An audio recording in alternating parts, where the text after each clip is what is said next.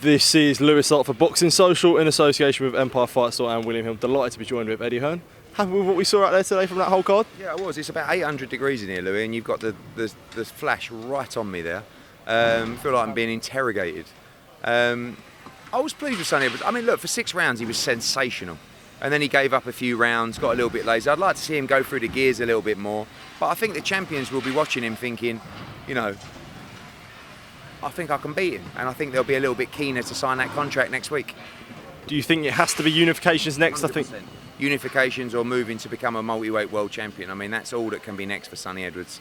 He's a great fighter, and he needs to be tested. You just sort of said on the broadcast about Chev Clarke that you think he could beat Billam-Smith now. Yeah. Makes you so confident about that? I just think, look, he beat him in the amateur. Look, we're not chasing that fight right now. I'm trying to explain the levels that I think Chev's at, and I spoke to Chris about it. He's obviously much more seasoned than Chev, but I would back Chev in that fight now against Billam-Smith. And you've got to understand, this guy's got a fantastic amateur pedigree. He's boxed the very best fighters in that weight class for a long time, and I think he's really exciting. I think he's a great talent. He punches very hard. He's good fun, and I think he's great for British boxing.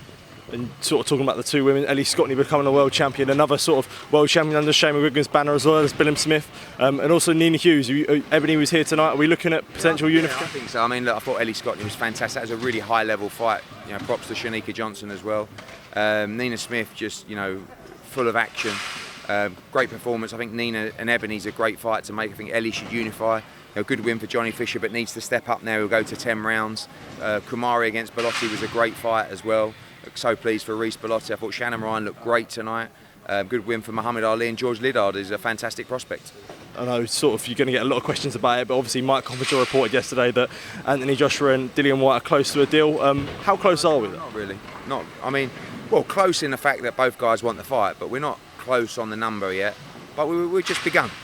So give us this week. Obviously we head out to New Orleans tomorrow, or Monday, and then we'll try and make that a priority as well to get that fight done. Could we see that in a stadium? Yes, I believe so.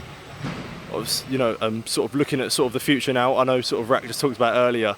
Adrien Broner made his comeback and looking at a potential. He's sort of talking about all the champions. Looking at Regis Prograis. Your sort of thoughts on that as a comeback? I didn't see his performance, but he's a name. A big name. I think Regis has got some big fights in mind, and I'm sure Don King would want about £462 million for that purse. But we'll see. We'll see what happens. He's got to look good against Zorilla next week in New Orleans, and then we'll go from there. Eddie, thank you for your time, mate. Appreciate it.